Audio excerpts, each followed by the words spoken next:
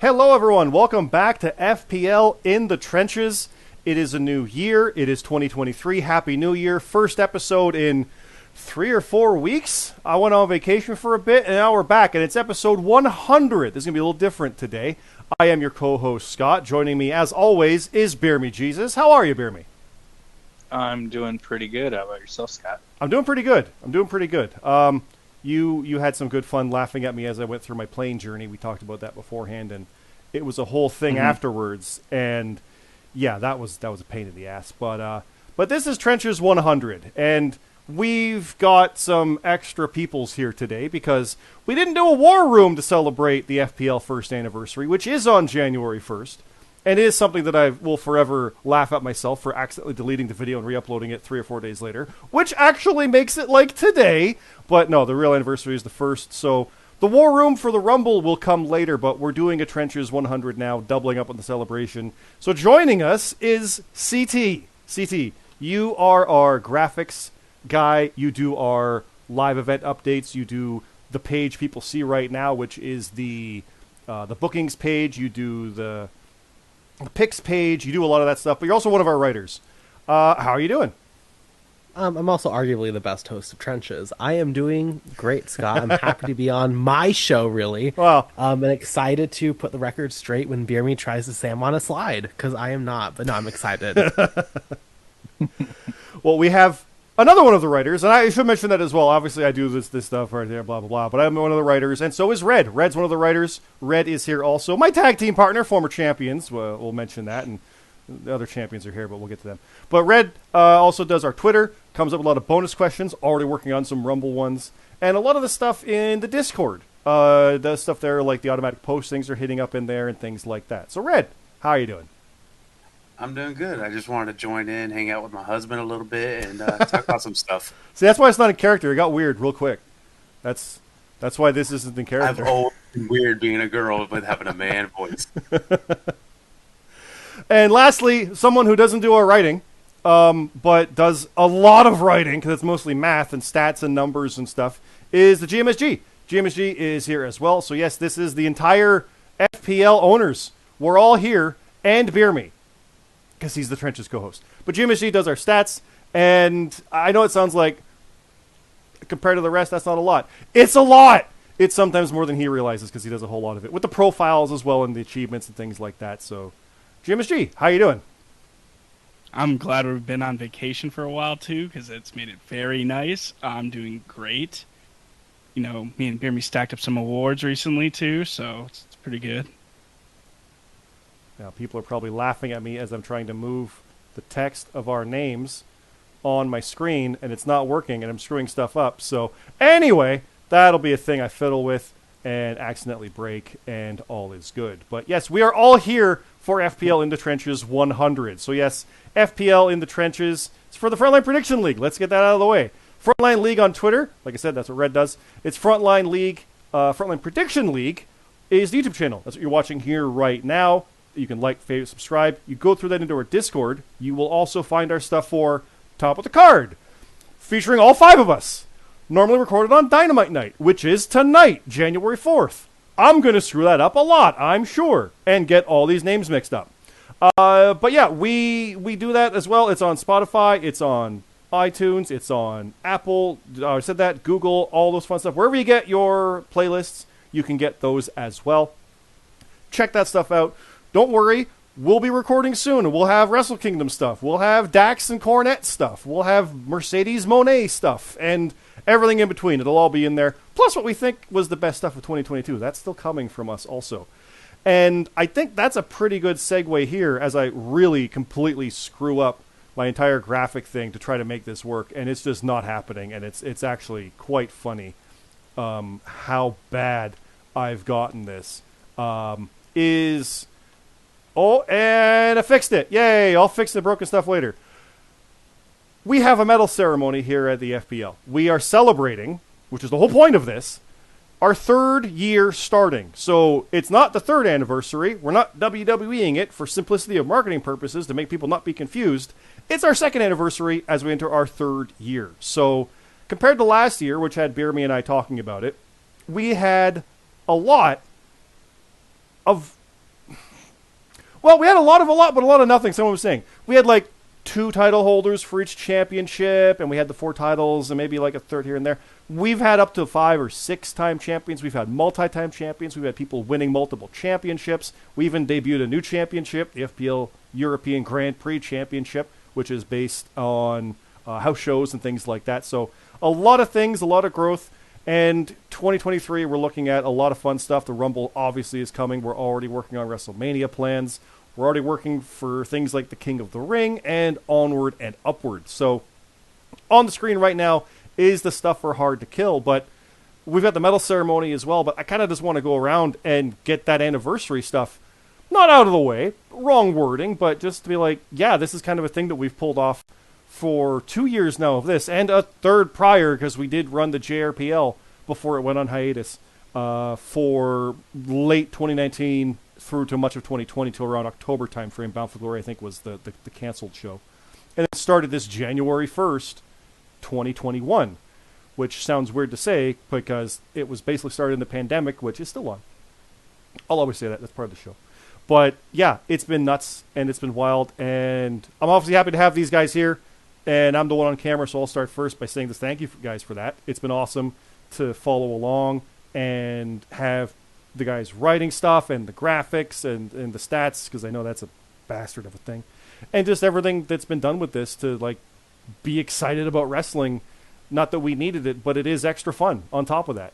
And we went through things like seeing ROH implode and then come back and then get real weird under new ownership, and everything from the Thunderdome era prior with WWE up through NXT getting revamped and back. It's been nuts. It's been wild. And it's been a hell of a lot of fun. And I just thank you guys for that and the fun times on that. And I'll go to BeerMe because this is our show. And I'll go to BeerMe next if he wants to say anything specific about all that. And I'm putting them on the spot because they had no idea this was coming. Have fun.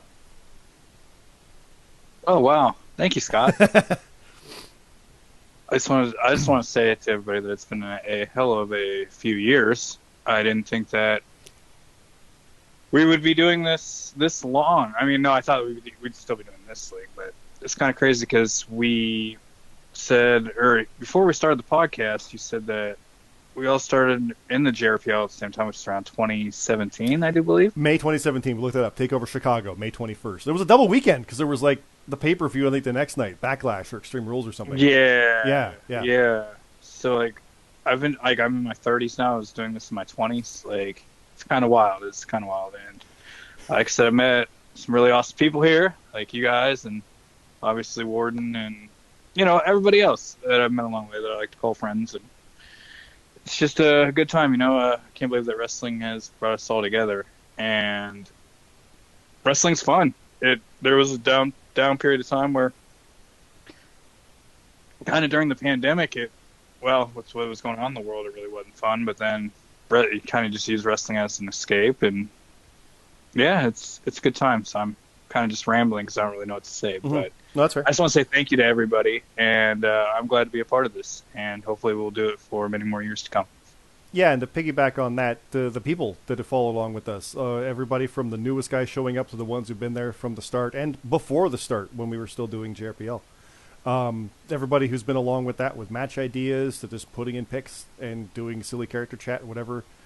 You guys are the ones with the awards. You guys are the ones picking that stuff. You're part of why this happened. So I can't thank that enough either, too. It's awesome. So, but now to the self-professed real host of the show, CT.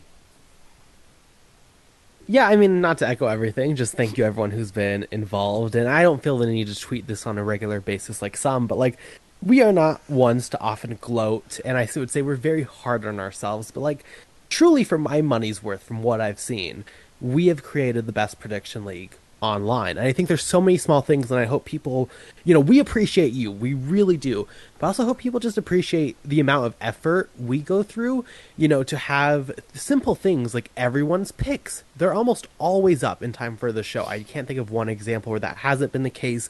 Results are out on time, automated scoring, I think every single time. Like, there's so many little things that we do that I think we're very hard on ourselves. And I thank everyone in this call, including BeerMe Jesus. I mean, hosting a podcast weekly about this, I could not imagine doing that, but you make time for that every single week. Obviously thank you to the fans, but also thank everyone here, including myself, I guess, for the amount of effort we go through to make this the best that we can. And we've been doing that for years. Even if you just look at when we created this or when we started kind of taking over the GRPL, that's the entire history of AEW. Like, in that time frame, they've built this entire promotion with years of history, and we've done the same thing. It's genuinely insane, but we've done it. We've never missed a show. We've never had any major disasters with shows or anything. Like, I think it's wildly impressive. So I do want just to hold space and say, I'm really proud of this, and I hope people see that effort and can appreciate it. I held my fingers up like it was close when you said no disasters. We've had close calls with just like unknowns and things like that, but we're like, all right, well, we'll figure it out. We've always tried to like get ahead of it, but also we're very quick to react when something happens. Like, was that a spear or not, and things like that. We're already discussing and having fun with it, and that's the part of it too. It's like, well, what counts as a spear is an actual conversation we've had before. Is that a takedown? Was that from behind? So like little things like that, and just the pride in it is absolutely something. It's one thing to toot your own horn and make it look like, oh, we're the best, but also to think like, no, this is damn good. I'm very proud of what we've done. I like what we've done with it from top to bottom, and we're hard on ourselves, absolutely, but there's nothing wrong with that because we want it to be good and we want it to be fun. The whole point is that people enjoy it. It's not just a matter of, I wrote my fanfic, go read it. Nah, it's not that. It's stuff that wants to work. Like, pull back that curtain. Krulix and I have been working on our stuff for months for the casket match, which is on the graphic right there. So, like, that's part of the fun, right? Doing that kind of stuff. So, yeah, it's pretty wild. And Red, over to you. We're going in the same order here. How about you? I really just wanted to say thank you to everybody that has basically been here from the moment you started. We have people that just started a few months ago. Thankful for that being here. We have people that we met 5 years ago when we first started this. I know I got on board just playing around with everybody. I got into the booking team, joined in. We decided to start our own league, and ever since that moment we all agreed to it. It's been like a brotherhood running this place, and I really appreciate all the friends that have grown from having this FPL just from the beginning to now and to the future. I really think we're going to keep building and keep growing and just be a stronger community overall. I think a title Red needs to have as well is head of recruitment. Red's brought a lot of people in. A lot of new names have been because you've reached out and has gotten people interested to come on over. So, and that drive to keep that going and get the word out with the Twitter stuff and things like that, it goes a long way. So it's absolutely all definitely appreciated. And Gmsg, lastly to you. Oh, best for last. No, I'm joking. My friend and yours, as I say to BeerMe all the time. Yeah.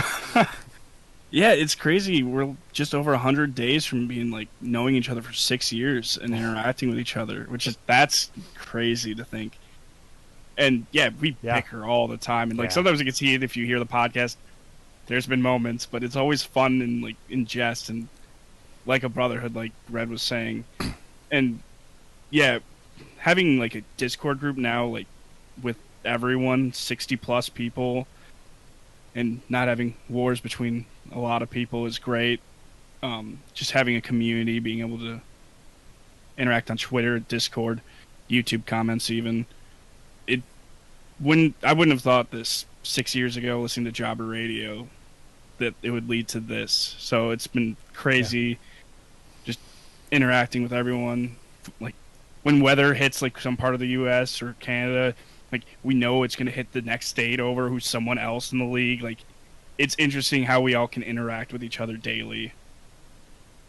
Some of my favorite stuff on our podcast is always talking about how cold it is and then CT chiming in.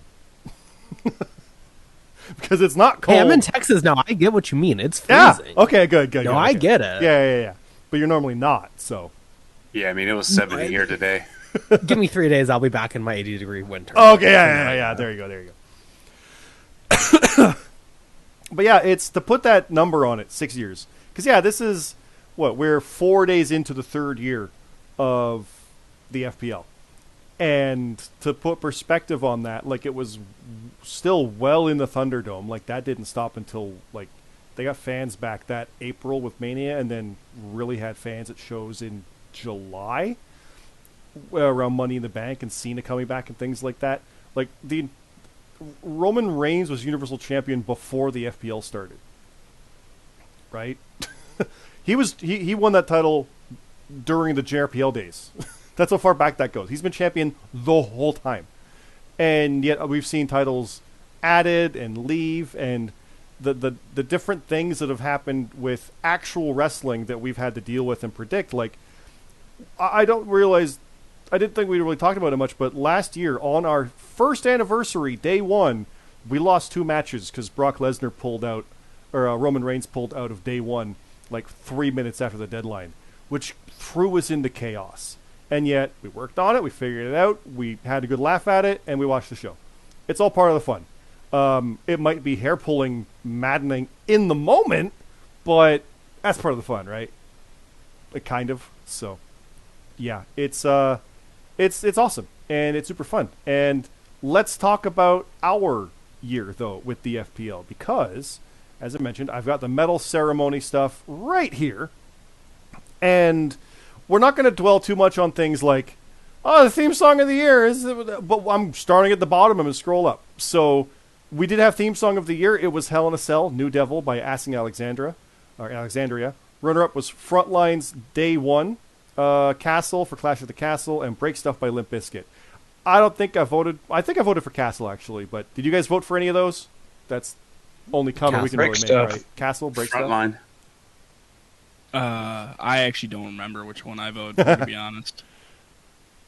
So, Frontline. So, we did vote for most of these. Okay. But none of us voted for New Devil. That's funny to me. Okay. I don't even remember that one. That was... what show was that, actually? Because we've got Frontline by Pillar was Day One. Castle by Halsey was Clash. Breaks Up by Limp Bizkit was Extreme Rules as the runner-up tie. But theme song... Oh, it's a graphic. Ignore me. It says Hell in a Cell. I'm going to scroll up now. Anyway. I was waiting for you. Yeah, next up. Best part is I'm on camera going, where is it? I don't know. And there's a big Hell in a Cell right beside my head. Anyway, newcomer of the year is James Blake. Runner-up was Atlas Kiyama. James Blake won the European Championship in match 8, I think it was? Second champion, won it in the first defense. I voted for him. I'll say that flat out. He was my rookie of the year. First ever. We didn't have one last year. Everybody was new. But yeah, I not to out everybody. You don't have to say it if you don't want to say what you voted for, but I'm pretty sure it was unanimous amongst us. Blake was at least on your top 3, right? Safe to say? Yes. Yeah. He kind of ran away with it. Like, guy wins a title in under 10 matches. That's pretty goddamn good. And beyond that, he's really good. And this is the Trenches show, so we can say this. I think if he drops that Euro title, he'll be going up quick. If someone's scrolling the screen. Okay, here we go. It keeps going to Turn of the Year for FBU. Fine, I'll scroll to that. Turn of the Year was FBU turns heel. The runner-up was Rolantando and Payne turning on Kier 1 and Broken Earth at SummerSlam. But FBU turning heel, sons of bitches. Bastion can screw himself. To take it away from Gmsg and BeerMe. CT, they turned. We, on our side, with Red, were on the other side of things. It wasn't great, was it? I mean, it was pretty good. I mean, I beat them a bunch. I mean, well, but, hey! No, I mean, definitely... well, no, you know... You won at day one. It was over a year ago now! Yeah, but I'm not sore about it. Easily the biggest turn of the year. There's been big turns. I think the rest of the contenders were great, but like this is the one that truly changed the landscape of the FPL to this day. So good on them, I guess. And don't like them. No, I will say it's funny. Red. They did take our tag titles, yes, but Bastion somehow has not gotten a belt yet since the turn. It's like, haha. Loser. Red, that's your cue. We may have lost Red. There's Red. Hey! Did you pick these guys? This one? No, that was BeerMe. Was that BeerMe? That was me. Okay, we lost. Okay, we'll come back down. We will come back to Red. We're down Red. We're dropping. It's only day 4 of the year. BeerMe, my friend. Yeah. Go screw yourself. But how do you feel about this? I am I'm kind of glad that the people voted and we won. So I mean, Correct. That is what happened. The people voted, So- and you won. I'm just saying, we really didn't necessarily want to turn heel, but everybody made us. So Oh, you got to reap what you sow, and that's what this league gets. So there you go. so the people wanted it, and now they're like celebrating it happened. For the record, the year prior, Smooth Rock Turning was the winner of the prior year. I don't remember who he turned on. I want to say Ralantando. Also, But yeah, Broken Nerd, I think. Broken Nerd. That's right. So you said Bastion hadn't won a title yet since the turn. That's the keyword there. That's yet. Oh, yeah. So Here we that's go. coming. Here we It's go. coming. It's coming. All right, you're a friend of mine, Gmsg. How do you feel? You won an award. Yeah, that BeerMe and I won so many in the JRPL. It took a while for us to get going here. Everyone kept saying like, "Oh, FBU, Gmsg, they need to turn heel," because I've never been a heel in the last 6 years, and well, it was the right time. People wanted us to turn. Well, there you go. How did you feel? Or sorry, how did you do the prior year? Did you win any awards No, in our first year? I don't think so, right? No. I think that was one Ashton first won time. Superstar. Oh, Bastion did. Yeah, Bastion got Superstar. Yeah, that's right. Yeah. Yeah, BeerMe and I though, this was the first year I think in all the elite, except for 2017, none of us won an award. Well, yeah, you Or got no, we went- Superstar of the Year on a write-in, right? In JRPL. Yeah, I was Yeah. not in it, and I made a statement, and I guess everyone else got really on board with it, and yeah. And look where we are now. Yeah. Hey, you're in the Hall of Fame, Scott. So I am in the Hall of Fame. I will proudly wave that around. They came back for 4 months, not even. I got in the Hall of Fame. I'll take it. Because it's me and John, and I don't even know if he's real. Next up, Heel of the Year is not any of FBU, so suck it. The runner-up was James Costner, but the Heel of the Year is Ralantando. I'm not going to lie, I don't remember who I voted for. I want to say it might have been Costner was the number one. But then I think I went to the good guys, must see, for 2 and 3, and I forget what order it was. I think that was mine. But Ralantando, honestly, I kind of probably should have picked that, and I didn't need to. He won anyway. But yeah, he ran away with it, I think, in my eyes. Looking back on it, yeah, it seems like an obvious pick for me. But anybody want to comment on Ralantando there winning Heel of the Year? Who, by the way, let me compare it to last year. Heel of the Year last year was Sebastian Escobar, who kind of stepped it up and went more face, admittedly, but had a better year this year after winning Heel of the Year, I feel. But Scott, you went Gmsg for number one, by the way. sorry? You went Gmsg. That was your vote. For number one? Oh, probably because Yes. he was Oh. no, because he was a dick to me. That's right. Yeah. That's right. And then it was BeerMe, and then it was Sheriff. Not to expose your vote. No, it's fine. Go ahead. Go ahead. Go. Yeah. I'll do Too transparency. exposed. Sorry, Costner. I thought I voted for you. Uh, I must have moved it around. I obviously moved it around. But yeah, there you go. Fuck you, GMSG. That's what it is. And I don't swear on trenches, so there you go. You're welcome, everyone. Yeah. right. It's the 100th special. Yeah. Any comments on Heel of the Year though with Ralantando? CT, to go to you. I'm not going to do all four every time, but if anyone wants to jump in. No, I mean, super deserved. I'm going to be honest, I voted for Bastion as number one, but Nintendo was a great heel, a lot of great promo work, so good on him.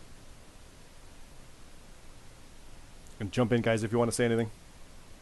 Yeah, I have no problem with him winning Heel of the Year. It's well deserved. Him and his faction are doing really well. So, I'm happy for him. Congrats. My hat's off to him. It's a better heel than FBU, so gotta tip the cap.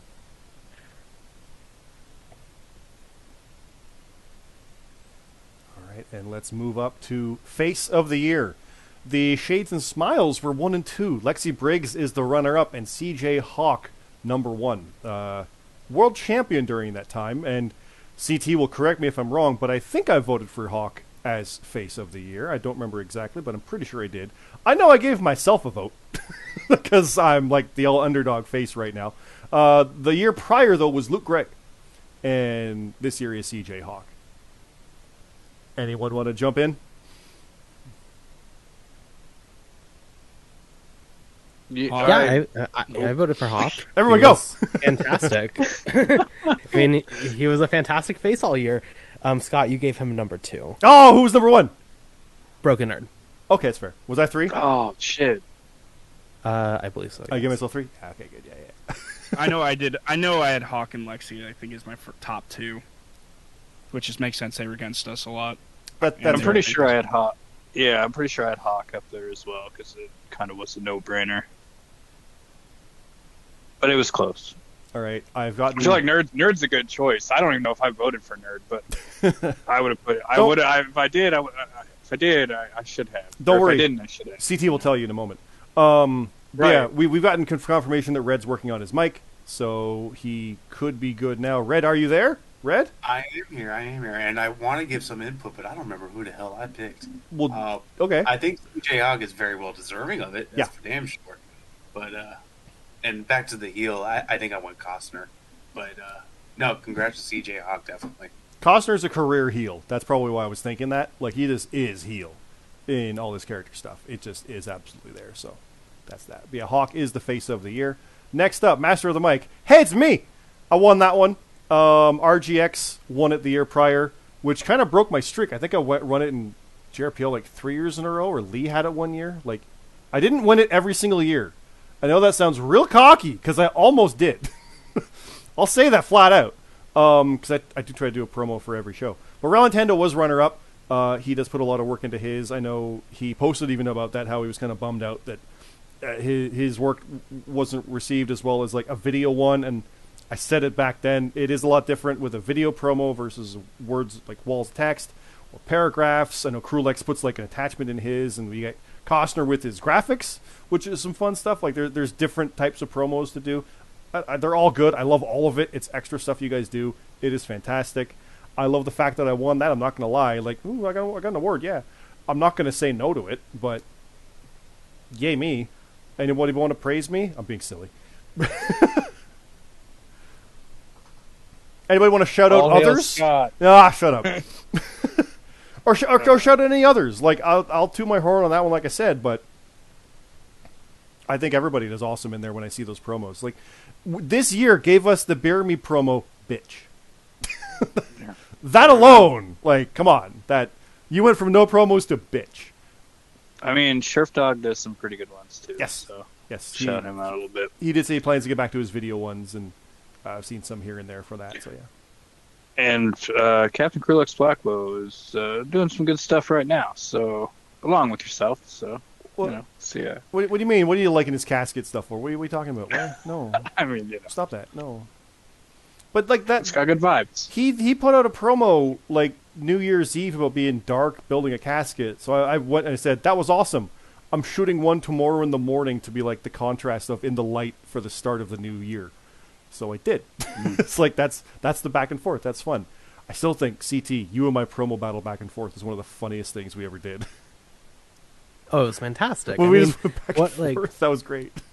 that's the thing. A lot of people cut great promos, but like I love it when people push like the concept of what a promo is. That was a fun moment.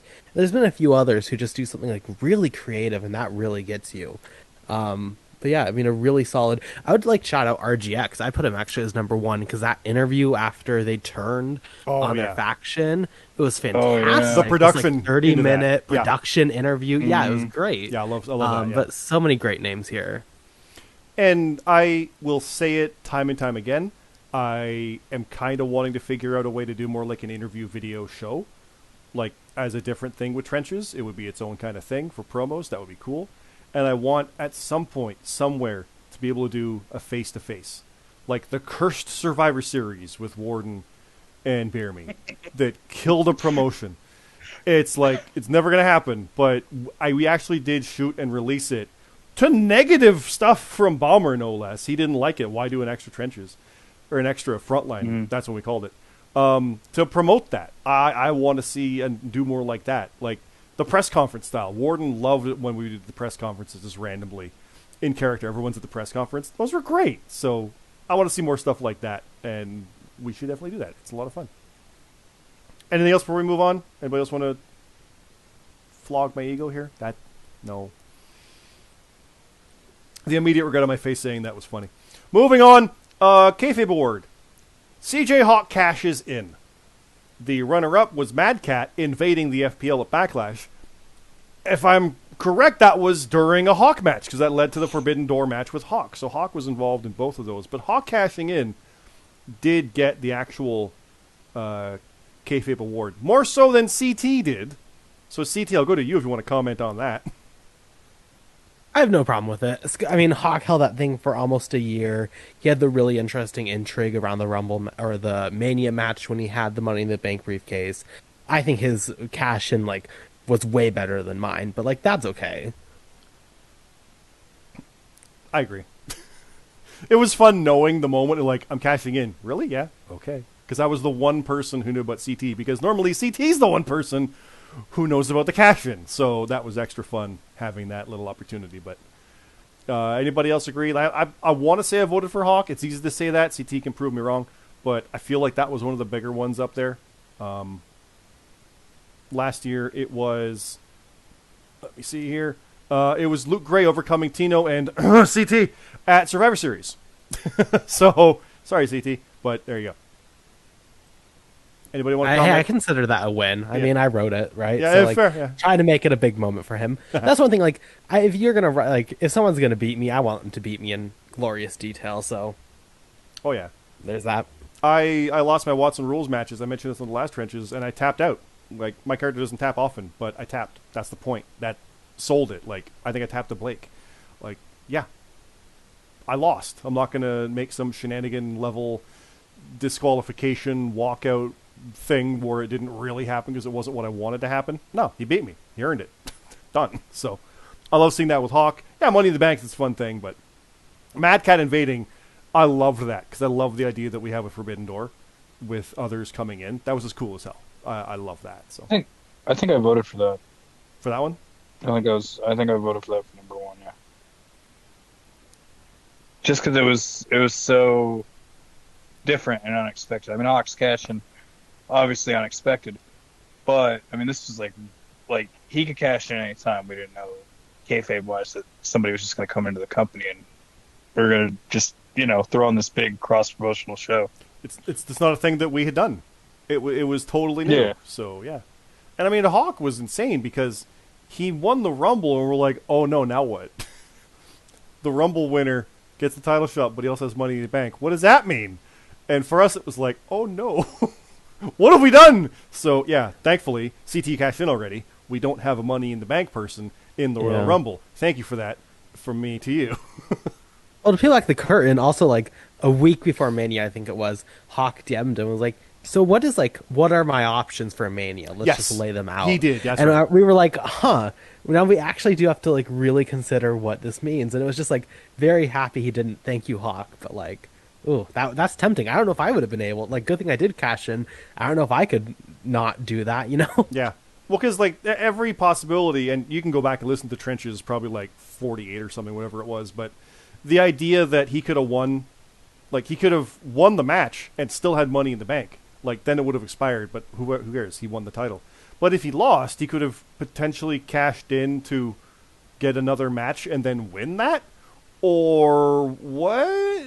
Or cash in the night before on Supercard or some crap. The stuff he could have done was insane. So yeah, it was weird. So it was a fun thing to go through, but thank God he did it. Anybody else have Kayfabe Award comments, or are we ready to move up here? I'm scrolling up. Okay, here we go. Feud of the year. The runner-up was Sebastian Escobar versus Smooth Rock. And match of the night versus the Strays. Hey, Red, we got a runner-up. Because they ruined our wedding. That was not as good as the fact that CT feuded with FBU. So, Red, we take a seat back now, and these guys can talk about it. Which I think I voted for us, and then that was number 2, but he can correct that. But, CT, you were the one solo one on that one, so you talk first on this. Yeah, I mean, exceptionally proud to win this award 2 years in a row. I mean, a lot of people have great stories, and people, work months of planning and execution on stories. So I would say this is probably, in my opinion, the most meaningful award I think you could win. So the fact that I won it twice is very, very, I'm honored. This year, never been quite as lost as I have been. After beating Tino, finishing that story, I had nothing to do, and I just started on this new path of like, trying to face the best, and that led me to BeerMe Jesus in the submission match, and then they turned heel, and it all just kind of naturally fell into place, and it's just like, I mean, I'm honored to fight them. They're the best faction in the FPL. I would say they're some of the best superstars, and they're just good people IRL. Not in characters, but it's very fun. And I'm just very honored to win this award twice. I mean, it genuinely is humbling. And that feud's still going because you and BeerMe Yes. will face off at Friday the 13th in the Crystal Lake Fight Pit match, which was booked so long ago, you both had championships. Now only one of you does. Actually, both do. I already forgot that the MBPA won those belts. Sorry, BeerMe, screw you. Yep. But yeah, CT, you versus Luke was feud of the year the prior year, along with Relintendo and Smooth. So there's the turn. And RGX versus Rate Russell, a three-way tie. This year it was an undisputed number one with CT versus FBU. BeerMe, what's your thoughts on that one? Yeah, it's an honor to win this award too. I mean, thankfully CT let us beat him up a lot, or just didn't let us beat him up a lot. We just beat him up a lot. So yeah, I'd like to thank him for that, and I'd like to thank Bastion Gmsg as well, and the people. I guess we'll thank the people too for voting for that. So thank you, Gmsg. Yeah, it's a feud that happened somehow in the second half of the year that wasn't expected, and it just kept going because of Impact somehow. Mm-hmm. And then the titles got involved, and then there's some back and forth. It's been interesting. Would it have even have happened really if not for Money in the Bank putting CT right in the title picture with Bastion? Like, I don't think so, because you just kind of ended up there, CT, and suddenly that's happening. And that's even how you got Rate Wrestle as a partner for War Games, because you guys had a draw, and it's like, well, he's mad too. That's a good partner. And, like, none of that was really planned, which is kind of awesome to realize that that's the feud of the year, where it just kind of was organic, which I love, but also we did plan what we could once we got the pieces. Like, to go to what you're saying. Yeah. I mean, when you look at this is a huge feud that has involved, obviously, Rate Wrestle and Smooth Rock, is involved you and Red, is involved Lexi and Hawk. Like, it's been a very big feud, and each part has been, I mean, I think that's the biggest thing with feuds, is you can plan as much as possible, but ultimately, you have to be able to change, or adapt, or see what's naturally fitting, what isn't fitting. Maybe we wanted to have a match here, but then this person gets booked, so then you have to adjust. Same with Luke. I mean, obviously the story of Luke and me at Survivor Series last year was not meant to be Luke overcoming these three giant enemies. But that's how the dice, you rolled the dice, that's what came up. So I think that's a very important part with a feud. But it's been very, everyone has been very kind about any changes. Everyone's been very smart with saying, we could do this here, we could do this here. Yeah. I want to pull back the curtain a bit. At one point, CT did suggest a 3-on-1 match. He himself thought of that. I wanted that. Yeah. Oh, we wanted still that might so be on bad. the list. He still wants it. He still wants It's still it. penciled in. Even though, numerically, he can't win that. I'm peeling back that curtain. That's too funny not to mention. Like, that's his idea. When he's getting beat up in those matches, either he's writing it or he's telling me to do that in the write-up. It's like, that's part of the glory. It's three bad guys kicking his ass. He's supposed to get beat up. That's part of why it works. Yeah, well, that's also with the Enigmas when we were facing Team No Chance and JRPL. Every single they literally DM me and they're like, we're so sorry, Bomber's writing us to beat you guys up every night. I was like, no, I'm telling him to. I think with just in general, you have to kind of be open to like, yeah, this feud is gonna be better if I get my ass kicked here. Yes, this house show or whatever, like, it makes sense for my character. I would want to fight all three of these people 3-on-1. Am I going to get murdered? Absolutely. Am I going to lose in a landslide? Sure. But, like, I don't know. I'd much rather have a fun story and do a fun match than, like, I'm going to win against some, Let's do it on a house show. Whatever, it's fine. Wait a minute. You were the reason my ass was getting kicked? Oh, I literally Red. wrote Fart Bucket pinning you. Let's be clear.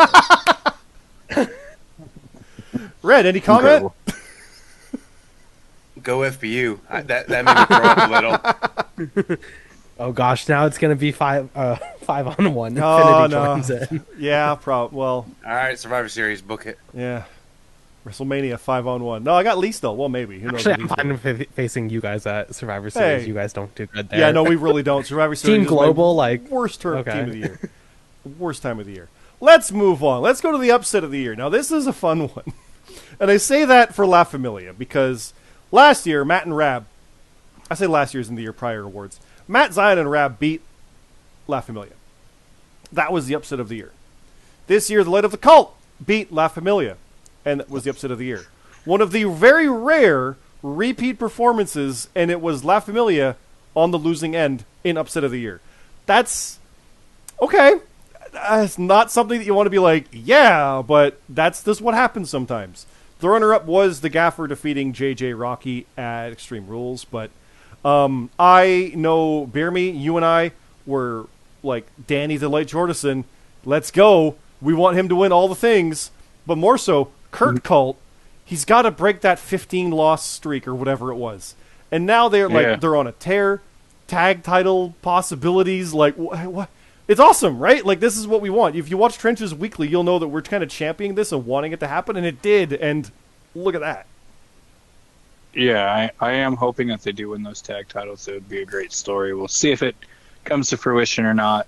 Also, if you're La Familia, don't feel bad about this, because I've had this award, I think, like 3 different times in the JRPL, like, it's just stupid. So that just means you're doing really goddamn well.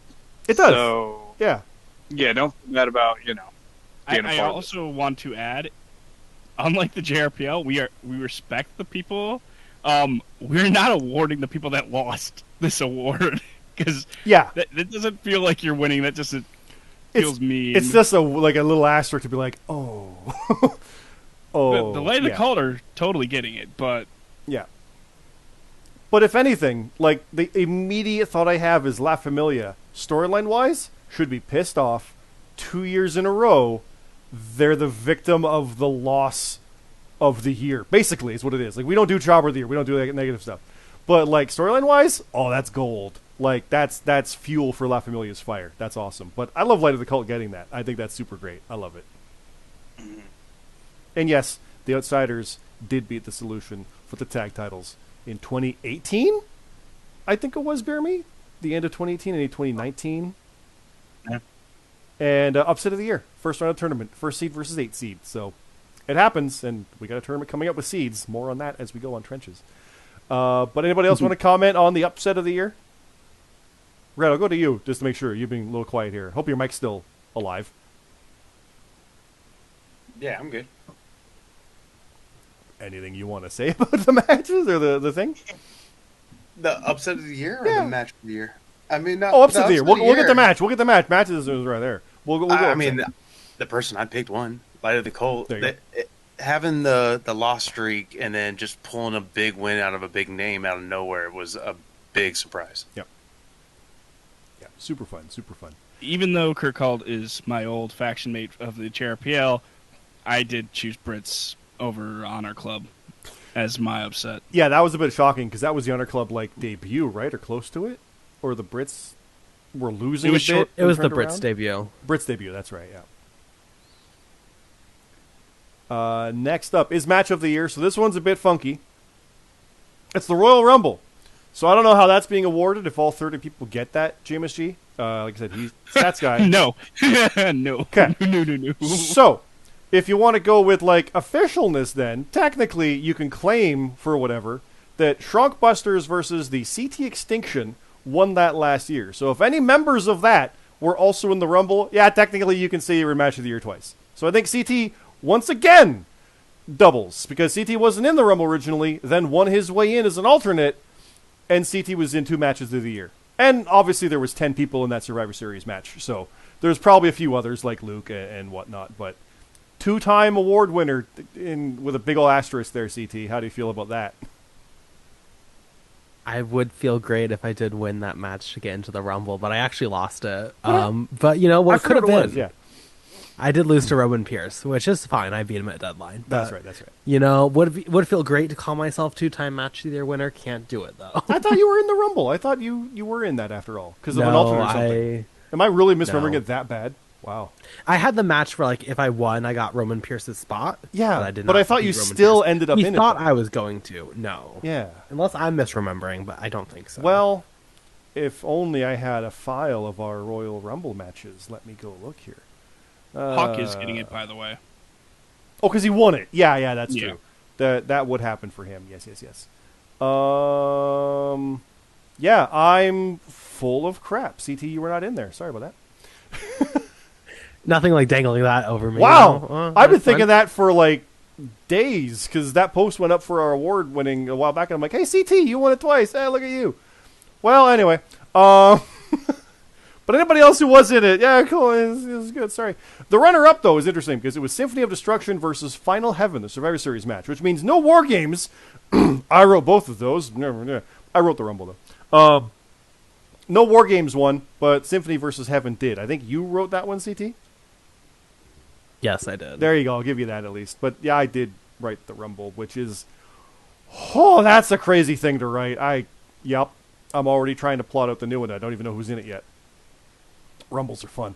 But yeah, the Survivor Series match winning runner-up. Because really, the Rumble, that's fun. It's awesome. It's weird at winning match of the year, I gotta be honest.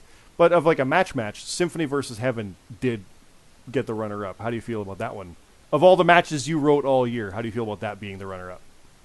Yeah, I'm happy with it. Similar to me versus Luke last year, it was just like happened to be the one Survivor Series match that went the full distance. Mm-hmm. You had a very captivating story within it of Annex Asylum being down and then coming up, like just seeming to be close to beating the odds. And then Sheriff Dog ruins the day.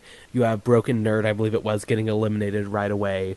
Those are the fun ones. I like, obviously, it's fun when like stuff just like it's one-sided. That's a fun story, but it's when it goes all out and it really spreads itself out that it becomes, you get all the stories interweaving, you get super interesting like dynamics between superstars. That is when it becomes really like the magic of a Survivor Series match, and that was the match that did it this year, so I'm pleased with it. Mm-hmm. Red, how about you? Well, I'm gonna cut all y'all off. Yeah, you go. Y'all, Yeah. I don't need 15 people. I knew it. Match of the year. I knew it. James Blake and I had a one-on-one inside of a fucking phone booth, and y'all didn't like shit. That was a beautiful match. I'm the reason it was on the ballot. I was like, I love that match. And they're like, oh, wait, that match ruled. Put it on the ballot. And we did, because we needed a 10th or whatever We it was needed a in. 1v1. Like, everything else was multi-man. No. I automatically win because it's a 1v1. I didn't need people carrying my bags. You did, out of all the matches on the list, have the best singles match that was able to be voted on. It was the only one, but it was the only one. So there you go. I will say, I have to thank Scott for sending me the clip of, I think it was like a bare knuckle brawl or whatever inside of one. Some sanctioned MMA fight in a phone booth. I was like, hey, hear me out. 100%.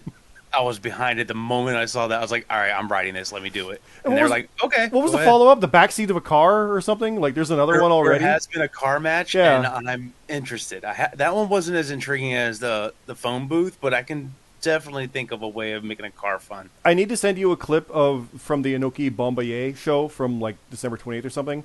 It's it's MMA, but there's a moat around it of sand, and some guy gets double-legged off it, and they fly off into the moat of sand on the outside. It's awesome. Scott, Extreme Rules is only once a year. Red I know. can only do this. You can't put too much on. We got Rebellion coming up. We can make up bullshit matches for Impact and other stuff. It's fine. It's fine. I'm going to have another rant in a few seconds, so just wait till we get to that award. Oh, I'm looking forward to that. Anybody else want to talk about match of the year, or should we scroll up and see what's up? The match with all five of us was actually third, so we weren't that far off. Hey! But the weird thing is, both match of the night tag matches with the Strays and me and BeerMe, same exact amount of points at fifth place. That's weird, considering... I didn't even mention that. Like, first place is what, 5? Then 3, then 2? Or how's it go? 3, 2, 1? I forget how the points... 3, 2, 1. 3, 2, 1, yeah. So if you pick the Rumble first, that's get 3 points. If you pick the Rumble third, it gets 1 point. So it staggers it and tries to basically kill off the idea of, like, a popularity contest. Which I know it is in some way, but it should be more fair, where you actually vote for, like, what you think is the best of this objectively. And it still staggers it to be, like, Well, you're not number 3 is this one. I'll give that there, and it does flesh out the voting, I think. So, let's see if this is what Red wants to rant about. Well, I'll ask Red first every time. House show of the year, Forbidden Door? No, I was fine with this one. Okay. The runner-up was All Out, which is funny because he just mentioned All Out. Forbidden Door won it. I think that, honestly, I want to say that was my vote simply because we had the people coming from other promotions, and we got to have awesome fun with that. And super extra thanks to James Costner for suggesting it and reaching out to people to do it. And extra thanks to CT for setting up a whole extra form for those guys to submit stuff. And then thanks to all the guys who stuck around. I know Geisel actually came in early and was part of that. He came in on Extreme Rules, but then Cruelexis stayed, and I'm going to forget other names. I'm going to stop right there. But I know those two at the very least stuck around, and a couple others have as well. And it's awesome. It's so cool to see that being an actual thing. Anybody else want to jump in here for Forbidden Door? House show of the year? Actually, I'm going to throw it to CT. Heck with it, because you did that work on it. What's your thoughts on this one? You're on the spot. Yeah. I mean, easily our most unique show, easily the most stressed I've ever been for an FPL show, easily the most thankful I've been that it all went well. I think it's awesome, not just that we did this, and obviously the event was great, but now just, like, know some of these names. I'm doing a charity prediction league tournament thing, and, like, just to be able to look at the list and, like, be like, oh, I know that person because they were at our Forbidden Door. That's pretty awesome. So I'm very thankful. I don't know if there's going to be another one. I don't know all that. Like, that's been something weighing on my mind quite a bit recently. But as is, for it to go as well as it did, I think it was super fun, and I'm happy that all parties seem to be happy from it, so that's good. It was absolutely something where I was like, if we don't do it, we might regret it. That was my thought. It's like, we should try this. Like, this is too good of an idea to not run with and see what happens. If it fails, we never do it again. If it works, cool. Or we evolve and see what we do. So, like, even the little storylines about how you went to another promotion and attacked people there, and, like, Mad Cat invaded ours, and I just made, like, an open challenge for someone to face, and I had no story, so I said, I'll be first, and lost, which is the best thing, because that's awesome in its own right. Like, oh, God, I've screwed up. I'm still feuding with Escobar about that. Barry, what were your thoughts on this? Oh, I love the show, and I'm glad that people stuck around. I voted for this because, like I said, I also voted for Mad Cat for the moment too. Yeah, and like I said, I'm also in this charity tournament prediction thing with CT. So yeah, it's kind of cool to see people that were there or that are in it were also the people at the show. So yeah, I'm thankful that everybody actually, and we had no shows, so like. That was pretty crazy as well. So happy that everybody got their picks in, and I'm happy the show went really well. And hopefully we'll do it again in the future, maybe. Yeah, CT's already thinking about it. So he's like me, kind of going like, how do we do it again? How do we do it differently? What do we do next? I don't know. So, yeah. What about you, Gmsg? Because you had fun with stats, right? That was a whole thing too. Oh, that was weird. It's still weird. Yeah. It set a new precedent for how we run things when new people show up. Yep. I mean, we can't open a door to a company that's already shut down for the second time, so that's one door that's closed. Yeah, that's not an issue anymore. Which I legitimately was like, there could be something. I'll say it now, flat out, that I was in the back of my mind going, I should face Bomber at Forbidden Door 2. Well, that's not happening now. Whatever. This is the first time these guys have even heard that. I'm like, that could be a thing. Probably not, though. Yeah, well. Definitely not now, so whatever. But we'll figure something out I'll say it. It'll be better. That's just the match to have for me. That's what I would have done. That storyline's what it is. But that's almost a bit too real, though, at this point. But anyway, back to you, Gmsg. I'll tag that back to you. Sorry, it's still a thunder there. Yeah, no, I mean, if more leagues show up, grow, and then Forbidden Door 2 is announced, then yeah, there's a good chance. Hopefully, I just hope if it does happen, there's not 18 shows around it, because. I don't know if we'll ever have 7 shows in a row for 7 weeks. That was dumb. There was no break all summer. It was nonstop shows week after week after week. That's painful. That was insane. When we're writing stuff and pre-writing it, Gmsg is literally prepping stuff and prepping pages to fill numbers in and getting it ready for what's going to fill in, because he has even less time. He has to wait for results to come out a day or two later to get ready for the next one so we can book it proper. Like, it's an insane amount of work that he does on that. So people need to give Gmsg more kudos for that, I feel. So there you go. Thank you. Red, how about you? Forbidden Door, I mean, I went with it. The house show was weird for me. None of them really stood out other than Forbidden Door, the concept of it. So I went with that one. So That's fair. That's fair. Oh God, that could be considered a main show now. Oh, I don't know. Ooh. Well, this year coming up That's- is AEW. Might. GMSG had this idea, already had this thought. And I Oh, was like, ooh boy. shit. Yeah, New Japan's part of it, so maybe not. I don't know. That. Oh. Wait, could that, what happens if they count ROH with it Is too? this our Ooh. is this our road to counting that we do New Japan? Oh no. Maybe, guys. Oh. Oh man, guys, it's getting late right now. Oh no. Anyway, main show of the year. Good segue. Where's WrestleMania? And last year it was also WrestleMania with the runner-up. Last year was a tie, WrestleMania and SummerSlam. This year it was WrestleMania. The runner-up was SummerSlam. I don't know what else to say about that. Granddaddy of them all, blah, blah, blah, blah, blah. But for us, we always try to go all out. No pun intended. And it is a bigger card of main show matches, like 15 matches versus 10, like the main card has. And it's where our feuds end. And we, like I said, we are literally working on and have been working on WrestleMania matches and feuds with documents to plot things out since before the new year. Already for that. That's part of why it works. But that's not to say we don't do it for other stuff. Like, we're like, this could be neat going forward, but there's no sense booking a SummerSlam feud, because who knows what the hell happens by then. But WrestleMania, well, it's going to happen, so we aim for it. But, Red, to go to you first on this, just to chime in, because I haven't gotten to you first on any of these yet, really. What's your feelings there with WrestleMania? Because you did a lot with this. The writers do a lot of work on these ones with how these actually come out. And, guys like Ralantando and RGX, they also get their write-ups to us as well for some of this stuff. So it's a big, huge group effort when a show goes off without a hitch. And even more so when it does go off with a hitch. But what's your feeling on these? this is my rant. Okay, here we go. So WrestleMania, SummerSlam, 2 big shows, 2 years in a row, the same winners. Yay.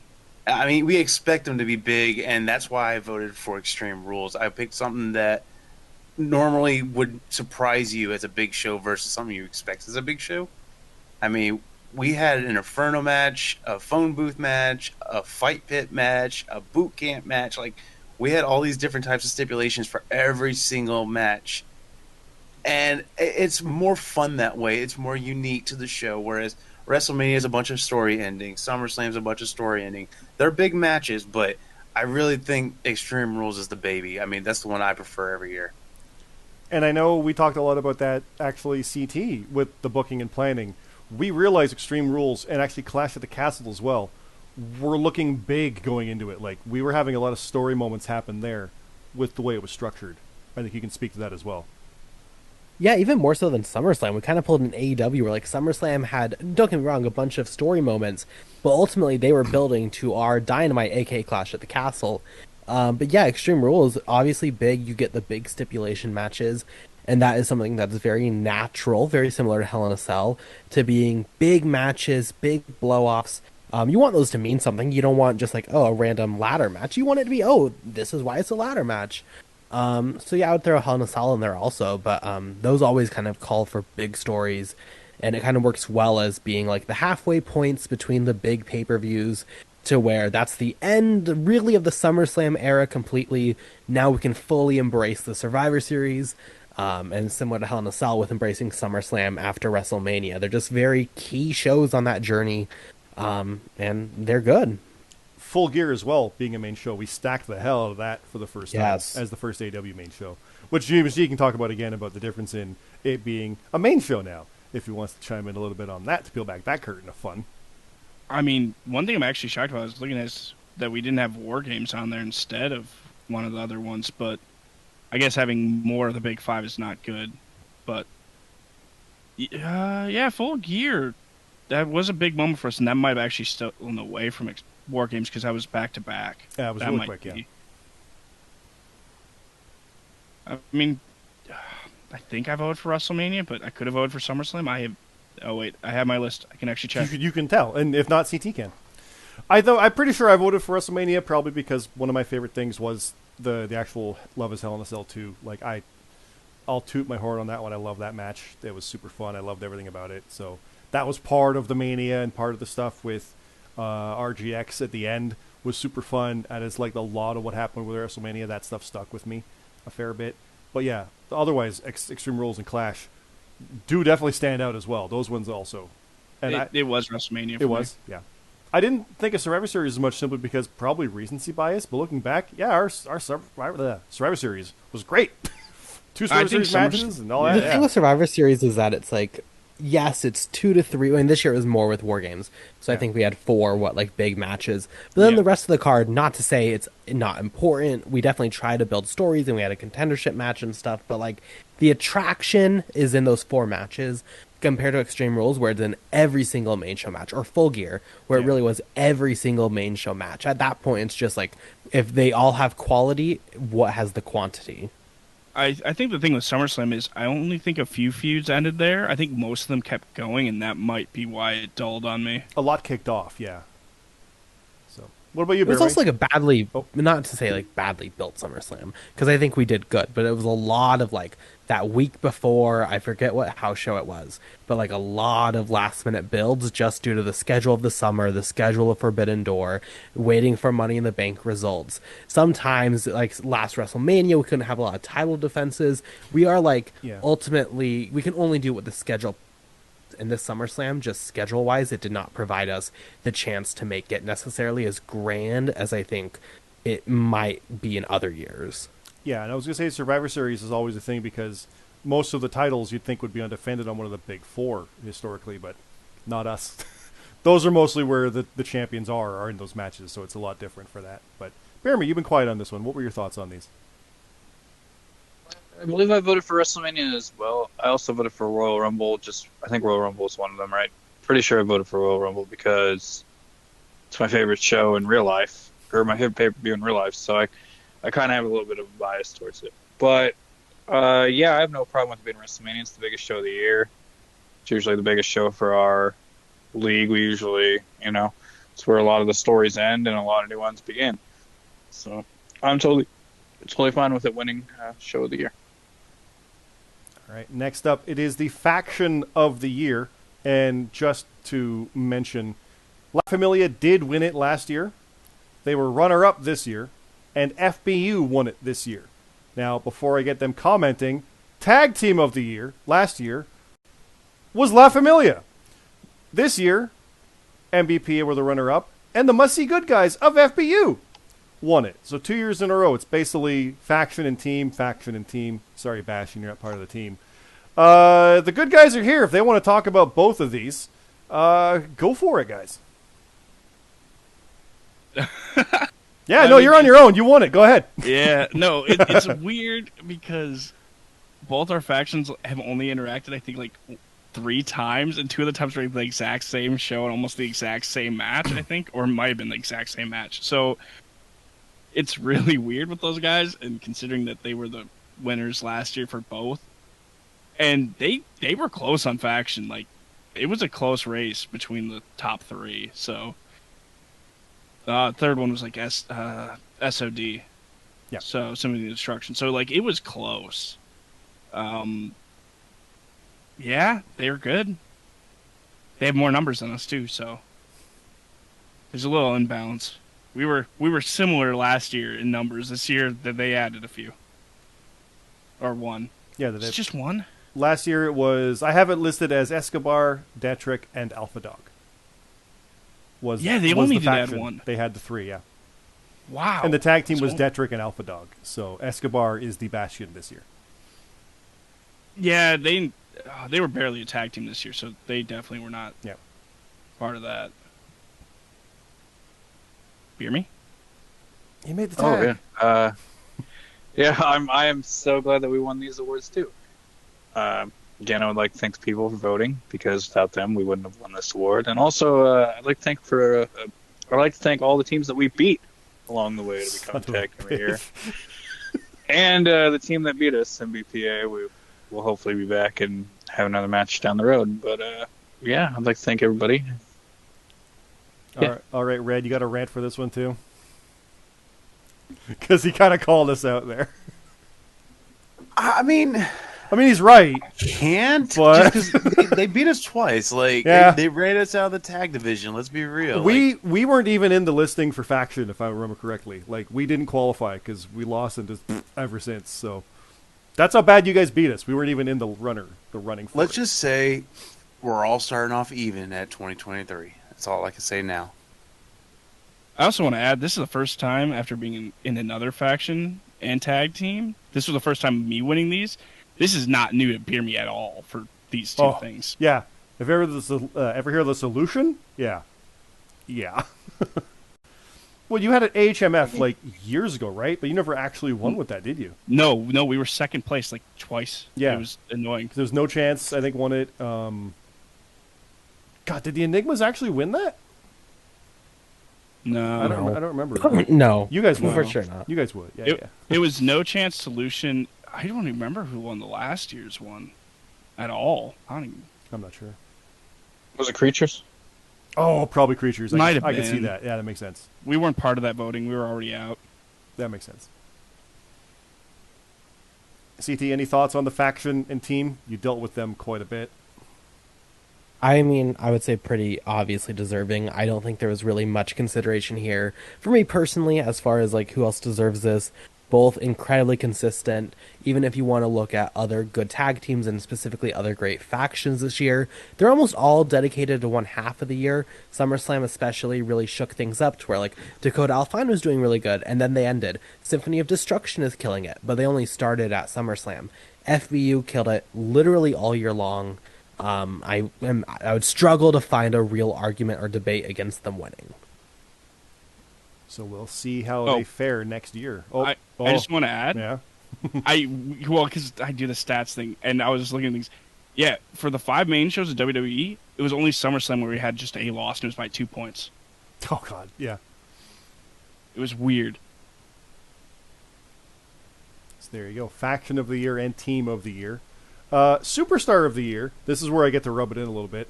Prior year was Bastion. He did not win runner-up. That was Sebastian Escobar.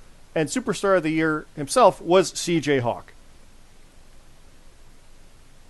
I think I voted for him. CT can out that if I didn't. I truly don't remember. But when you kind of look at it, like, it seems... I like Escobar a lot, and I want him to hold the title eventually so I can beat him. I want that Canadian belt, even if it's not Montreal. That's just me. But I love what he did, but that's not world title. That was Hawk. So that's kind of where I went there. He was Money in the Bank holder that won the Rumble and then cashed in for the world title. Yeah, that's kind of number one for me in that line of thought. So what about you guys? I'm just gonna say I know that splitting the votes can happen with the faction. That I'm just gonna say With the factions? Oh, okay. because all 3 of us were in that. No, I did vote for Must See Good Guys, and then Sebastian Escobar was my third actually. Oh, okay. The 4 title defense. It was the three of the guys that had 4 title defenses and had a lot of wins all year. That's similar. I think McKennedy was the runner-up last year for Superstar of the Year. And it was the American title, but he dominated it. So it's like, damn, he's almost outdoing the world champ. So that's the kind of run I see Escobar on right now. So I can definitely get behind that. What about you, Red? I did go with CJ Hawk between the cash in and holding the world title and a couple defenses. I think he honestly earned it. I won't say he surprised me, but I will say the 4-page entrance that he submitted definitely did surprise me, and that kind of swayed me a lot. Oh, I forgot about those. CT, I know you and I raved over those entrances. Those were awesome. Yeah, it was sick. Again, just like how can you reinvent the concept of a write-up to be really memorable and be really big time? Hawk absolutely did that. As much as I want to sit here and claim like, oh, I had a real shot at a Superstar of the Year, like in an argument sense, Hawk fucking killed it. I mean, he was world champion. He defended the championship. He went to the finals of the tag team tournament. it's really undeniable. He won the Rumble. He went to the WrestleMania main event. I mean, everyone else on here did something impressive. I became world champion. Escobar became the best Canadian champion of all time. But, like, everyone there had one great accomplishment. Hawk had 3, 4, 5 great accomplishments. He was the face of the FPL in the Forbidden Door. He was the guy. It all kicked off with Mad Cat invading the FPL and challenging him. It all this year revolved around Hawk. He was in that feud of the year with me and versus FBU for a point. Like, it just is endlessly, when you look at this year, you look at the biggest matches, the biggest moments, the biggest stories. Hawk is in every single one of them. So, like, I don't know. He very clearly, to me, was Superstar of the Year. BeerMe, you want to come in and dispute that, or you agree? Like, how can you can't really dispute any of that, right? Like, yeah. I mean, it's undisputed. I can't. It's facts. I can't really dispute much of what he says. So. Hey, all 3 of FBU actually, represented the FPL in Forbidden Door and won. Just saying. I mean, that is. CT. Kept our end of the bargain. CT. I think Hawk lost. I don't remember. I think he did. Yeah, I want 2 rare. I want him. Mm-hmm. Give me my rematch. I want it. I need my win back. Too soon, Gmsg. Too soon.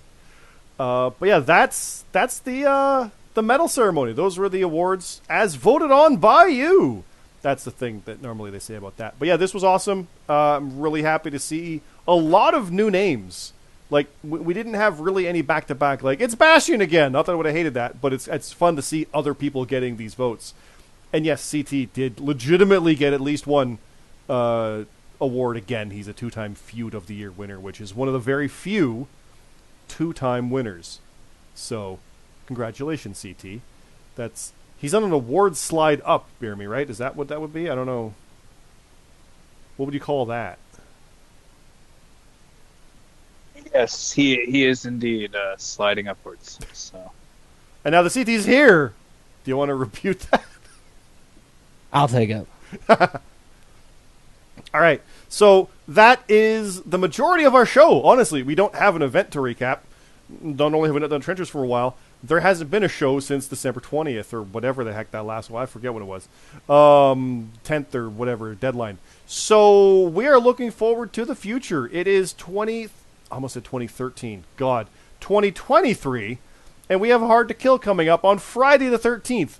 Not this weekend like BeerMe thought a couple days ago, but next weekend. And yes, the European Grand Prix Championship is on the line. James Blake defends against Matt Zion. Yeah, for real, Matt might win a title here in the FPL. Yeah, I don't know what to say about that. BeerMe and I have done trenches for a long time. We've seen crazy stuff. I kind of think Matt might win it because impact going to impact, and you never know. Who here thinks Matt's going to win? This is a rare case with all of us here. Anybody else think Matt's going to win? I don't think so, but it's definitely a possibility with how Impact is in Matt in his picks. I guess that's a fair way to put it. Everybody else betting on Blake, though, like as you should, realistically. Like, yeah. I mean, Matt is kind of like the impact of predicting. He's tough. Matt's gonna Matt. You're right. I'm definitely going for Matt. CT.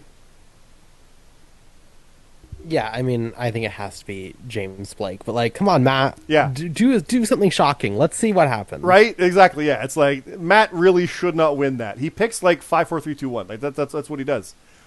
But he's won with that to the point where he's number 1 contender in the main event of Hard to Kill. It's what it is. It's what it is. He outsmarts you by not thinking. That's what he does. Now, this, I don't know who to go to first. Normally, I'd be like, hey, BeerMe, this is a match, and you're in it, but CT's here too. Crystal Lake Fight Pit Submission Match. Jonathan CT Martin versus BeerMe Jesus. Screw it, CT, you're here on our show. What are you thinking? You picking yourself on this one in the submission match that you've won already before, that BeerMe demanded a rematch. You confident? Look, history doesn't lie. We've had 2 submission matches this year, BeerMe at Impact, or last year. Sorry, not this year. In the past year, I should say. I beat you at 1. We tied in 1.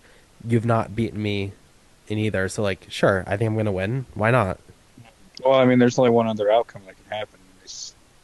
3 matches. You've won. There's been a tie. So now I need to win, and then we will have another match down the road somewhere. It's giving recount the votes. Like, if you just count them one more time, I'm sure it's going to go the other way. So, No, I mean, 2 more days. 2 more days. You got to wait 2 more days, CT. mm-hmm. Gmsg, I'm going to pick myself. Yeah, and I presume Gmsg is going to pick BeerMe as well. Yeah, Red, probably. who you got? Oh, they both suck. I'm cool with another, double submission. Both of y'all just drown in the lake. Let's go, BeerMe. Well, CT, you're writing this, so I kind of know how the draw is going to happen now, I guess, if that's how that's going to go. it's possible. I like your idea of everybody having a win. Like, there's a draw and 2 wins, so you got to do it again later. Like Rebellion, where there's somehow a draw again, and Slammiversary, where it all comes down, and it goes to Bound for Glory, and it never ends. Feud of the year coming up. There you go. Feud of the year, all on house shows. Yep. Yep, I like it. We'll just have to get more extreme with the matches. Speaking of extreme, I'm in a casket match with Captain Krulix Blackwill. Who thinks I'm losing? Yeah. Hey. Well. Okay, BeerMe, go. He did make this casket specifically for you. He did. So it's very nice. It was a nice gift. Well, it's a gift. Well, you use maple trees and you put a flag on it. Yeah. It's what it is. It's going to be tough. Yeah. How confident do you feel walking into this show? It's Impact, and there's a 4-way tag match. What do you think? Yeah, that's very true. Right? At least there's no, call your shot gauntlet or not yet. Royal or something. They'll announce one tomorrow night. What are you talking about? They will. Please don't. I have to talk picks with him. Oh, don't worry. This happens every trenches before and after and during. He'll. Mm-hmm. He's already asking his opponent about picks before me. True. For a friend? Yeah. For a friend. Red. I'm going to win, right? Yeah. Oh. I really think you need a bounce back. I can say that I much. do. I've had a bad run. CT, one might say I'm on a slide. Respectfully, yes. Yeah. Gmsg, am I going to win this? I mean, you do have good luck in January. Yeah. So, you do. Cap's good, but it's Impact, so everything's so tossed up, and January pay-per-views are crazy as hell to predict. Always. Moose has to win the digital media title, right? But Hendry's you gotta so believe good. In Joe Hendry. And oh god. Anyway, let's keep going. God. It's a non-title match. It's the world champion, Chef Urban, going against the pinner of champions, Lexi Briggs. I want Lexi to pin Urban. I don't care. I love that idea. I love that gimmick. I also coined it. Is Lexi going to pin the world champ? Another world champ? CT, you're a former world champ. The only one of us here from the FPL. What do you think? I think it's tough because I think Urban is very good. Obviously, I did beat him at SummerSlam though. I think Lexi's gonna win just because I think Urban, if he's smart, will be so focused on JD and that defense. I don't see why for anything outside of ego you would really give your attention to Lexi here. But he's also someone with a very big ego, so maybe he is. Who knows? BeerMe, you're a former world champ from the JRPL, and I think you have a world championship from another league, right? Do you still have that, or? Yes, I still am a world champion in another league. Okay, so you're a world champ too. What's your thoughts with Urban and Lexi here? I'm gonna just piggyback off what CT said. I think that Lexi's gonna do it. It's kind of her gimmick, so I think she'll get another champion under her belt. Now, not for nothing, Urban is really damn good, like CT said also. Yes, he is. Over to your tag partner there, Gmsg, what's your thoughts? Technically it's a bias, but it's also a problem because it's past bias. Yeah. Yeah, I'd have to go with Lexi just for the old Tigers connection. Yeah. And it's kind of funny, the Pinner Champions thing after what I did in our match with her last, but yeah, let's keep that weird thing going. Pinner of Champs. And how about you, Red? I don't want to go against Chef Urban just because I think we're all going against him, but Lexi does very well statistically at Impact shows. Yep. She's normally one of the higher scores, so I can't go against that. If it was a main show, it'd be a different story. But I got Lexi in this one. All right, and that's all we have listed. But BeerMe, I'm pretty sure CT gave you some matches. He gave me some matches, and I think in the spirit of the new year, CT gave everybody matches. Is that a thing that happened here, CT? Yes, but I need to go last. Okay. Well, I just have everyone has hard to kill except for me because we ran out of them, so I have Rumble. But That's fair enough. Okay, so we all have hard to kill matches. I'll scroll down to Rumble there. I will announce my two, and we'll just go through it that way. I've got singles matches with the Gmsg going 1-on-1 with JJ Rocky. Have fun with that. And Relantando going 1-on-1 with the Alpha Dog. I am going to keep picking Alpha Dog in these matches. I want him to win. Gmsg, I want to go with the Frontline Trench Warfighter and JJ, but I don't pick against you often, ever. You've watched this. You know that. I'm picking you on this one. We'll go to you, though, because you're on that. What's your thoughts on these, and what matches do you have? Well, it's a little funny about the JJ Rocky thing because I couldn't remember who I was facing, and I didn't even think that one of you would have it, even though I knew you should. Yeah. I did look it up about a minute ago. The funny thing is, I wanted to face them back in JRPL when he was gunning for BeerMe. Oh, that was so good that and day. I never did. Yep. And I think we were supposed to team together in that legendary Survivor Series that, got canceled. Yes. Yeah, he was part of it, yeah. Yeah, I don't think I've ever faced him other than in a 6-man or 9-person war games. Yeah, or like a run-in during a battle royal maybe or something. But yeah, not like a full-on you versus him situation. Yeah, we haven't been near each other since the WrestleMania, so yeah, it should be fun. I'm hoping I start off the year good. I didn't last year, but I mean, turned out off bad the first match. It turns out well. Yeah, so it turned out pretty good. Yeah. I usually struggle in January, so I think I could, but I don't know how much they know Impact, so we'll see. Yeah, I'm gonna get pounced possibly. Oh yeah, definitely. Like that's happening no matter what, win or lose. If I'm writing it, it's happening. So yeah. Oh, I know who's writing, and it's not you. Oh, okay. It's still probably gonna happen after you said that. But no, you're like me. Like, oh, I'm in a match. Like, BeerMe will announce my match, and I'll be like, oh yeah. I don't remember them after we booked them before. It's a surprise. What was the second match you announced? Relantando versus the Alpha Dog. Oh, yeah, that's a good match. I think Relantando will win, but I'm rooting for Alpha Dog. Yeah.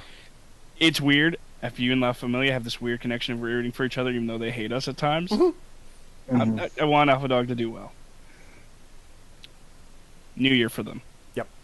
But for my match that I'm announcing, Red, is your hair standing up? Because I think you're getting some static in a Watson Rules match.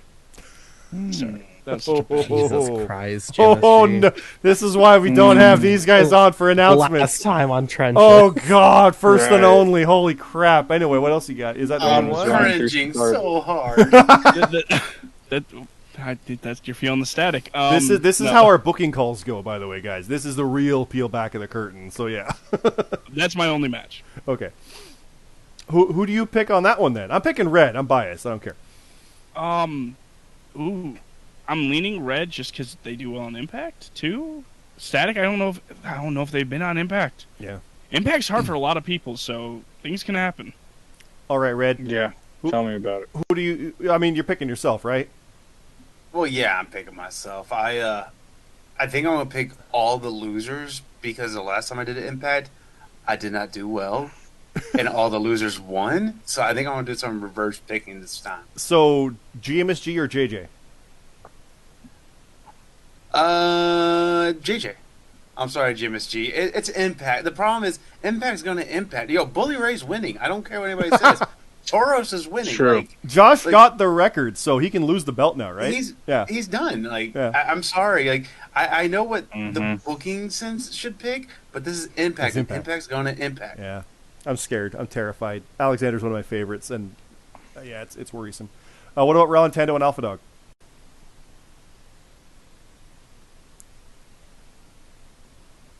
Red? I got... There's some big thinking on this one. I had to scroll. I'm sorry. James Costner one-on-one with Alexander McKennedy. I will have to say... That wasn't what I asked. That's the match. Okay. Not at all. No, I asked you, who do you think is going to win, Relantando or Alpha Dog? Relantando. Okay. And you said your match is Costner and Costner versus McKennedy? McKennedy. Oh my god, okay. I'm sorry, I've been up since 4 a.m. No, it's fair, it's fair, it's fair. Who do you think's gonna win that? McKennedy. I'm sorry, Costner, but McKennedy's got this one over you. I think Costner, even though he's rebounded a little bit, I think it's been a rough patch. I think McKennedy's going to be able to pounce on that. The tag champ, he's on a high. I agree with that. To kind of keep it so I keep this on track. Gmsg, who do you got? Costner or McKennedy?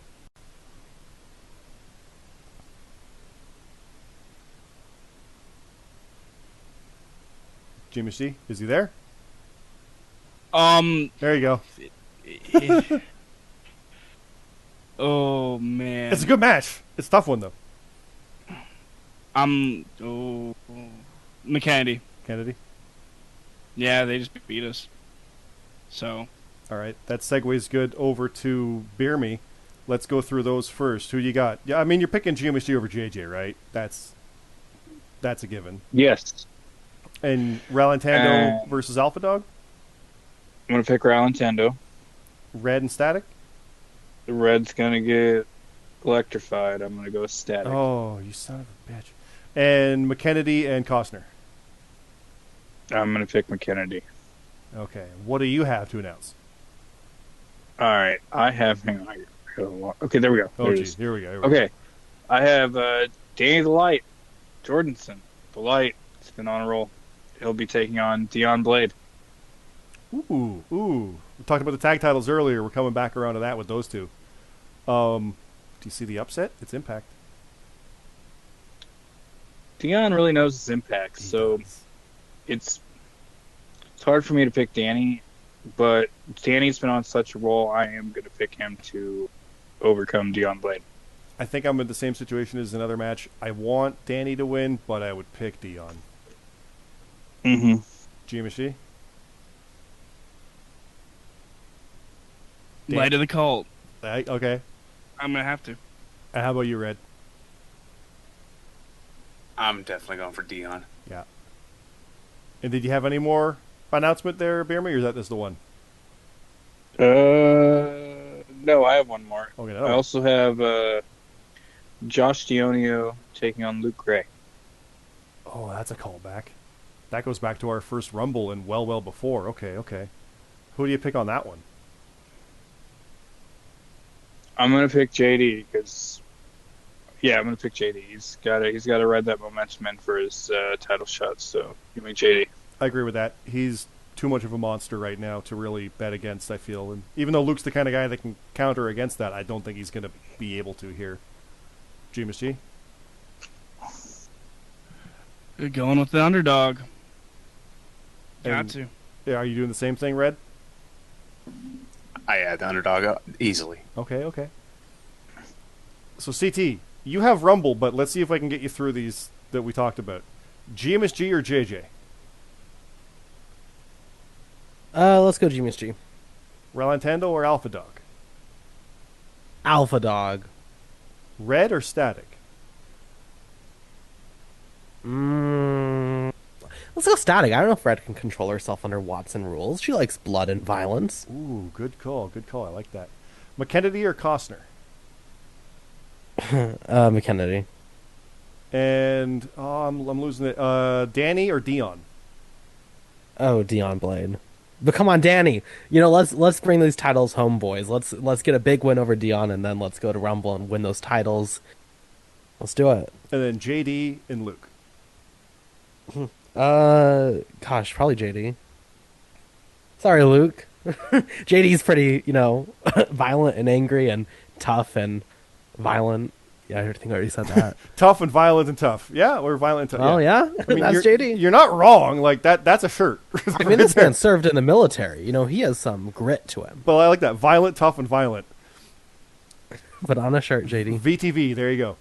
But you've got Rumble stuff. So I brought up the Rumble graphic, which was made by yourself there, with our theme song Clock Stop by The Prize Fighter and Easy McCoy. I think I like the song. I don't even remember. It's all a blur at this point. But nothing is announced for this aside from, yes, we got the world title, Urban versus JD. Canadian title, Escobar and Ralantando. American title, Ash and the Rider. We got the tag titles, MBPA and Light of the Cult. A lot is already mentioned, and there is the King of the Ring stuff. and of course the Rumble itself as well. And all I'll say to that is we will have the draws for that on a War Room, which is going to be most of us again in a week or two, because it's coming up real quick with who's going to be in the Rumble, and then a secret draw for the order of entry. So that will be coming up in the near future, because it's already January. We got the 28th, and it's the 4th. But CT, you have matches for the Rumble, you said, right? I've won. I'm obsessed that you worded it like this is all that is announced, when quite literally it's all the card but one match. Well, it was a lot more when I kept going. It's like, holy crap, there's a lot on here. Yeah, there's one match left on the main card, I believe, and it's going to be a 6-man tag. We have the Strays, Mark Harper, Michael Marsh, Supreme Rock, fresh off a big War Games win, taking on Symphony of Destruction, which is JJ Rocky, Sheriff Dog, and Pain. So a big 6-man tag. Oh, that's a violent one, too. Tough, violent, and tough. Tough, violent, and tough, yeah. I'm picking the Symphony. I'm going with the new blood in this one compared to the Strays, even though I think the Strays are all a newer set. The Symphony is a newer unit, so I'm still picking SOD on that one. They've just kind of been a little more dominant. But Strays are Strays. They're good. Who do you think on that one? Yeah, probably Symphony. I think that Strays are really great when it comes to chaos like War Games, where they can sneak in, they can plot out a way to get like the job done. But 3-on-3, I have a tough time seeing them beating JJ Rocky, Sheriff Dog, and Pain. Yeah. I mean, Sheriff Dog and Pain almost came tag champs. Then you have JJ Rocky, who throws people very, very far.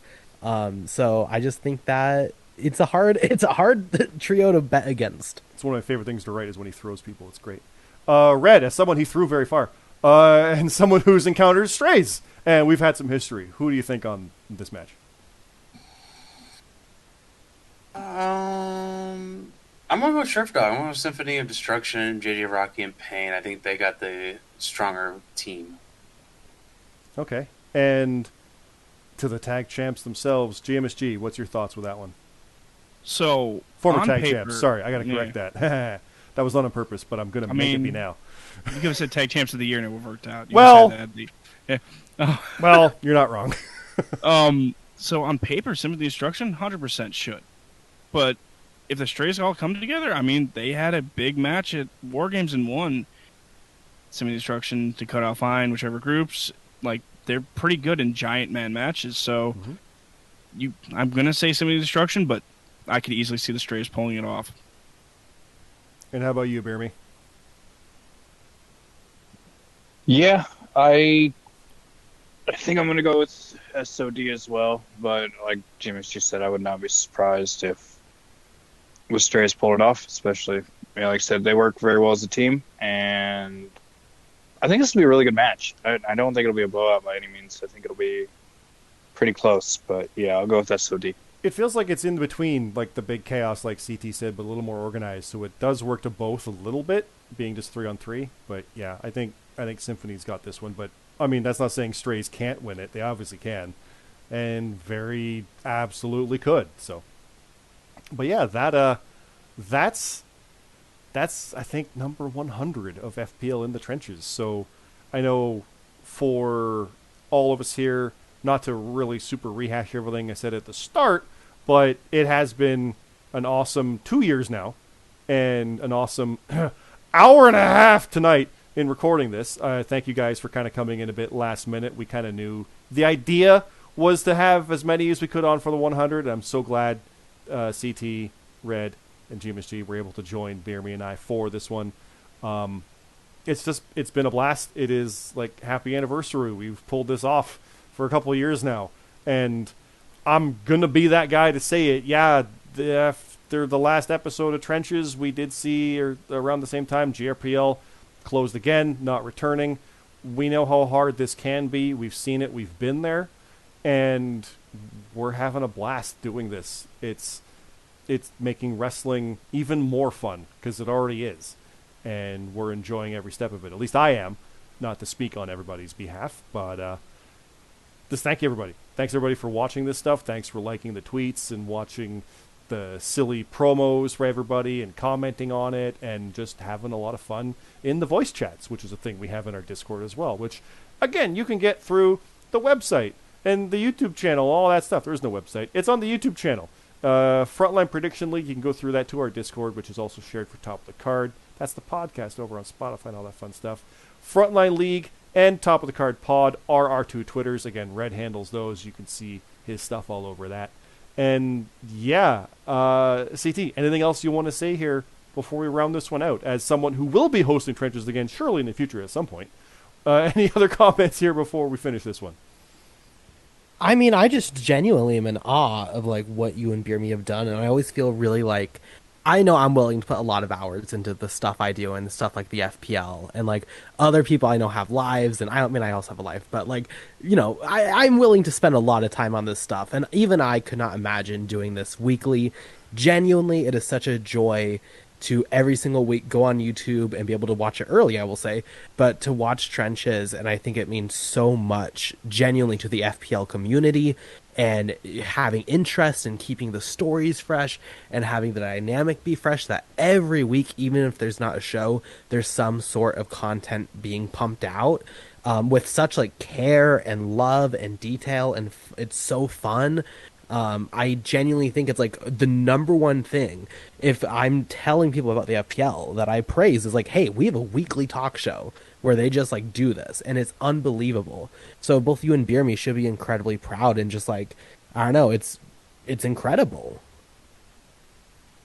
I'm kind of flabbergasted by that, and BeerMe, I'm going to you last, just so you know, so hold tight for a sec. But I can't say thank you enough to that. That's awesome. And if anything, having you other guys on here for that interplay back and forth, I think it's extra fun and fresh with that too. To like everybody's kind of like kayfabe, but not.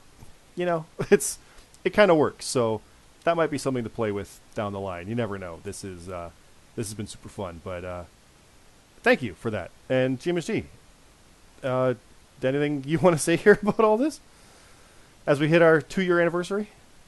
Yeah, I mean, you say that 2 years. It's crazy how long it's been. 55 shows of pay-per-views that we've done.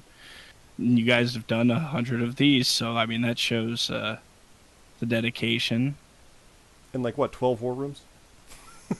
9, I think, war rooms. I have no idea, honestly. I don't know. We do those every once in a while. We did them a lot in the beginning. It's so infrequent, those. It's crazy, and I mean, just a few more years, it'll be 10 years that we've known each other. So, oh god, that's even like, yeah, it's wild. Red, how about you? I think we've hit match 1,000. I think, which means we've written a lot on top of the year of shows for the JRPL, which is something like 30 or 50, like probably 25, 30 shows to the matches, an extra couple hundred on top of that. Any extra comments in there for all that? Yeah, I mean, the writing thing, it's always a challenge to try to make everything unique and not have a repeat, but I just want to say thank you to Scott and BeerMe doing this weekly show. Even as a booger, this keeps my head on straight of what the hell is going on half the time, because it becomes a blur of just pay-per-view after pay-per-view after pay-per-view. This little hour of you two just talking and having some fun really lightens it up and keeps everything in straight. I really do appreciate you guys doing what you do. I mouthed it during that, but I was like, mine too, because I honestly, like I said, we're announcing matches and BeerMe saying matches, and I don't remember what they are. I helped decide them. And I don't know, it was 3 weeks ago.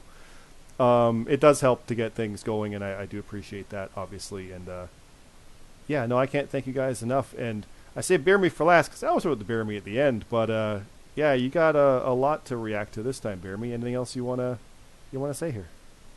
Yeah, CT, thank you for sliding in with those wonderful comments. I appreciate it. And Red as well, and Gmsg. Scott. Seriously though, but thank you guys for actually doing all the booking and the writing. It just makes my job easy. All I have to do is come on here and talk about it. You guys have to get out the results in a few days so we can actually do this show, and Gmsg keeps all the stats up to date and everything, so you guys actually can book it to like look and see what's happening, who's who, where's everybody at, you know what I mean? So without you guys, we don't have this, and we don't do this show, so I'd like to thank you guys as well. And yeah, we're kind of just a big family here in the FPL, and I love you all. So there we go.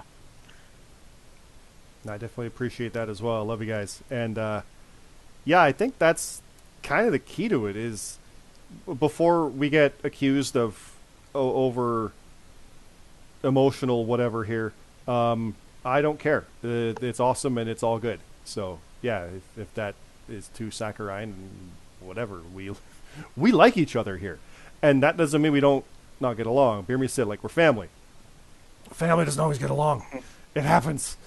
It always happens. But yeah, everything from Gmsg complaining, talking on Xbox with BeerMe during Sea of Thieves about stuff, or random things where I'm like, hey, CT, should I turn heel? Yeah, you should. It's little bits of things here and there and everywhere, and sharing cool different stuff. And in the community that we've got, it's awesome. So the thank you to all you guys. Again, watching this is something that I can't say enough, and I will keep saying it. And I know I speak on behalf of these guys. Even though they're hearing it, they can say it themselves. It means everything. And this has been cool. And I did not expect any of this when I started this. Legitimately. So thank you for that. And yeah, this is Top of the Card Pod. No, it isn't. I screwed it up. I got through an hour, 40 minutes, and 52 seconds. And I didn't get the names wrong. I almost did. I almost went to GMSG saying CT about 30 minutes ago. But I got the name of the podcast versus the name of the show at an hour. New year, new you. New year, new me, same old goof up. Our other show is Top of the Card Pod. I was going to promote it too, and I'll do it right now. Top of the Card is on Spotify, it's on iTunes, it's on Google Play, it's on all that fun stuff. It's a bi-weekly wrestling show where the five of us talk about actual wrestling.